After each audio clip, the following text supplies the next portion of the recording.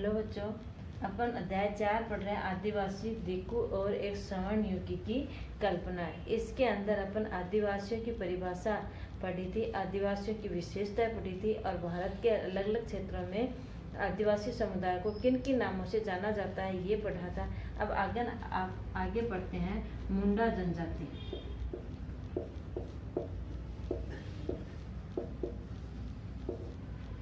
मुंडा जनजाति। मुंडा एक जनजातीय समूह है। मुंडा क्या है? एक जनजातीय समूह है जो झारखंड के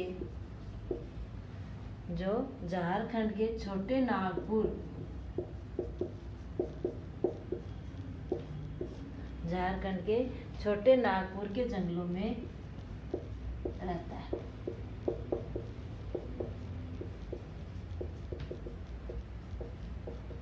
ठीक है, मुंडा एक जनजातीय समूह है जो कहाँ? झारखंड के छोटे नागपुर के जंगलों के अंदर रहता है। इस इलाके में दूसरे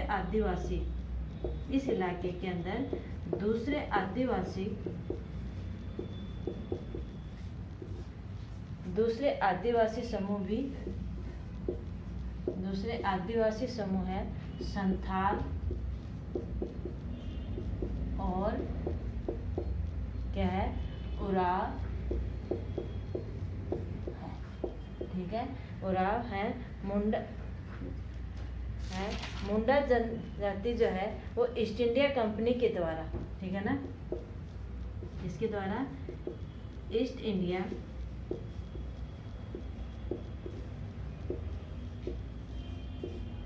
ईस्ट इंडिया कंपनी के द्वारा इन जनजातीय इलाकों को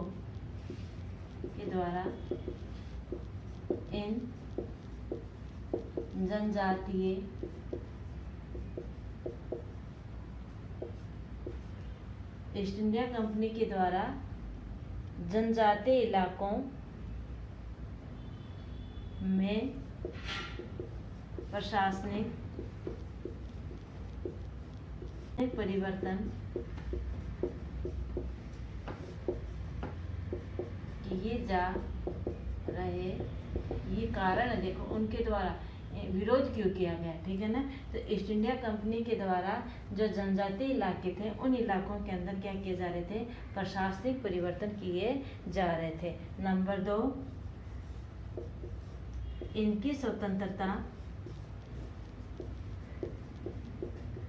स्वतंत्रता खत्म हो रही थी क्योंकि उन्होंने वन नियम बनाए थे, एक नीति लागू कर दी थी जंगलों के लिए भी उन्होंने, तो जिससे उनकी वो जो स्वतंत्रता थी वो क्या हो रही थी?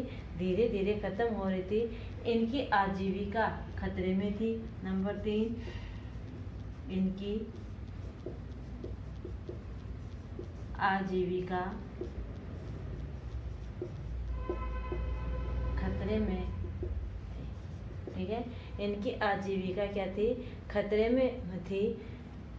धर्म इनका क्या हो रहा था? छिन्न भिन्न हो रहा था।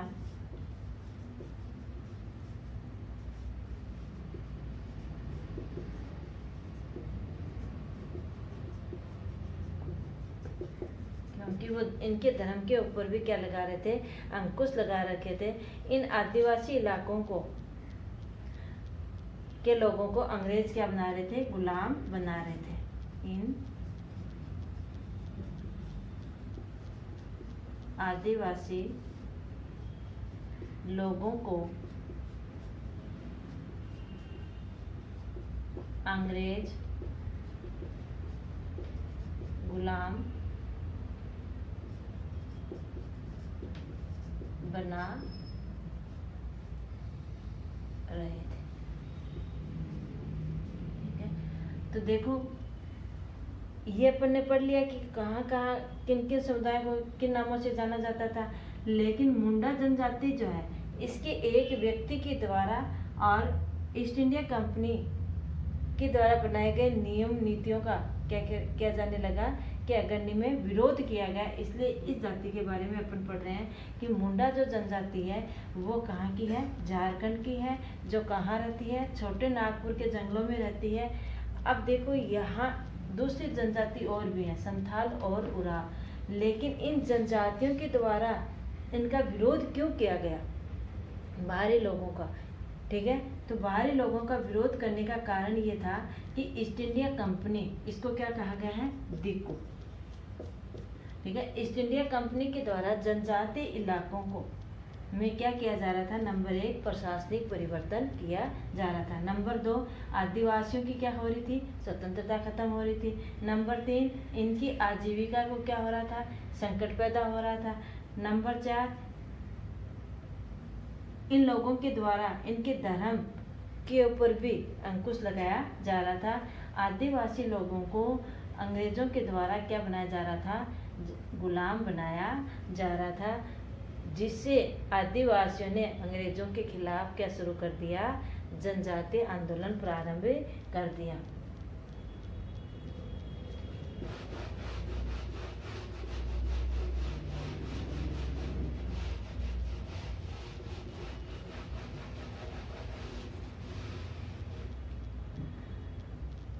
आदिवासियों ने इसके इन अनेक कारणों के कारण, उपरोक्त कारणों के कारण आदिवासियों ने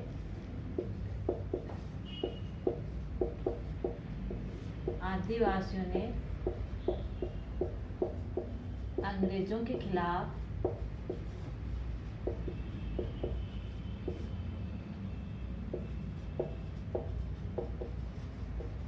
जनजातीय आंदोलन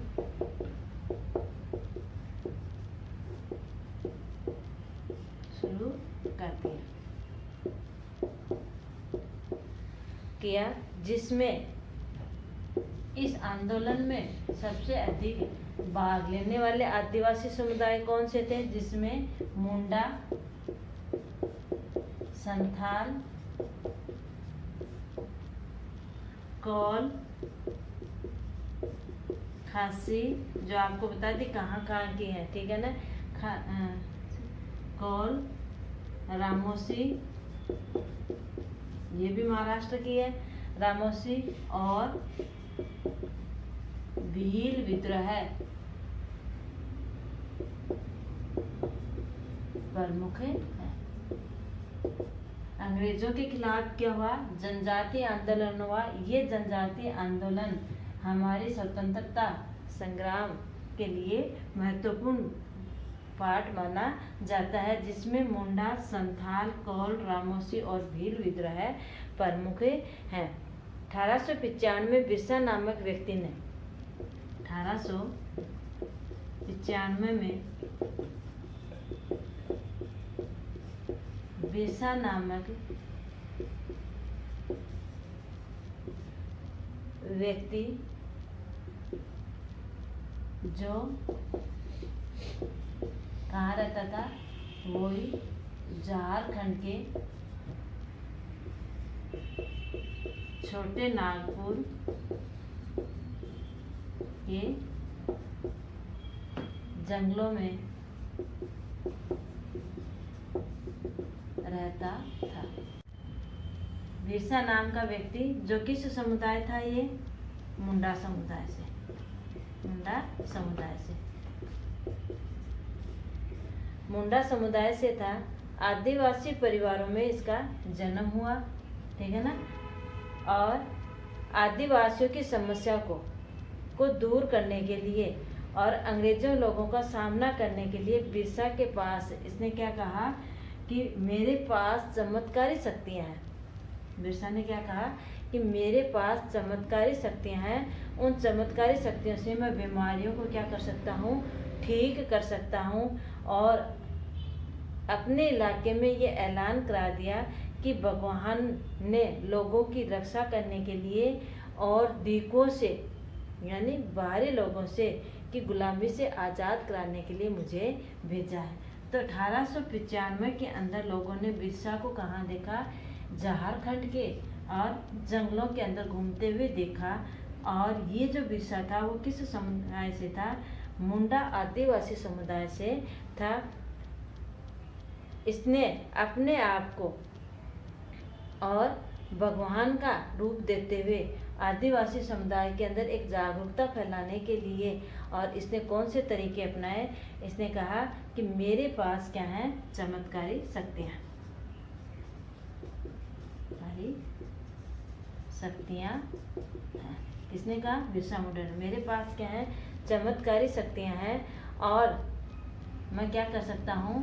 बीमारियों को ठीक कर सकता हूँ।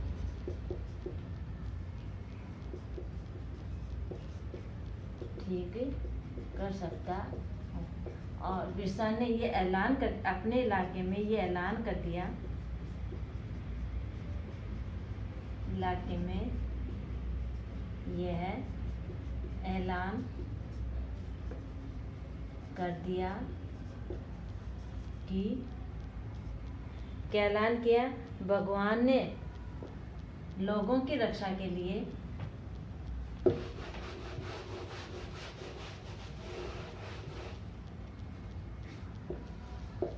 भगवान ने लोगों की रक्षा के लिए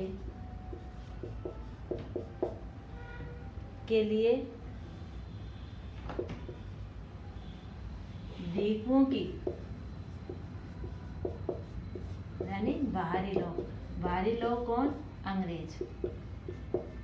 ठीक है, द्वीपों की गुलामी से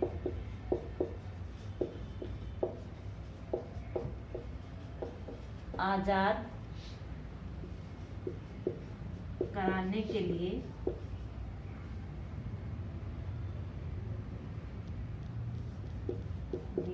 भेजा। ठीक है, तो इन लोगों से रक्षा करने के लिए, जो अंग्रेजों का विरोध करने के लिए सबसे आगे आने वाला एक नाम क्या दिया गया है? बिरसा का, जो मुंडा समुदाय से है, जो झारखंड के जंगलों में रहता है। बिरसा ने सोचा कि इस समुदाय की रक्षा करने के लिए मुझे क्या करना चाहिए, तो उसने अपने आप को के बारे में कहा कि मेरे पास क्या है? चमत्कारी शक्ति हैं, उनसे मैं क्या कर सकता हूँ? बीमारियों को ठीक कर सकता हूँ। और अपने इलाके में ये ऐलान करवा दिया कि भगवान ने मुझे आप जैसे लोगों की रक्षा करने के लिए और द्वीपों की गुलामी से आज़ादी पाने के लिए मुझे भेजा है। वहाँ के बाहरी लोगों का तात्पर्य, यानी यहाँ के बाहरी लोगों का तात्पर्य क्या है? अंग्रेजों से। यानी द्वीपों का तात्पर्य क्या है? अंग्रेजों से।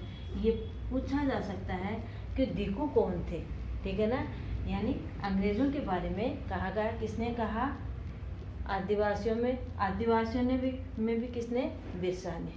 ठीक है, तो ये इसका अर्थ समझ गए, इसका अर्थ समझ गए। अब इन लोगों ने एक स्वर्ण युग की कल्पना कैसे की, वो अपन आगे वाली वीडियो के अंदर पढ़ते हैं। यहाँ तक आपको कोई समझ में नहीं आया हो तो आप कमेंट बॉक्स में लिख करके पूछ सकते हो। धन्यवाद।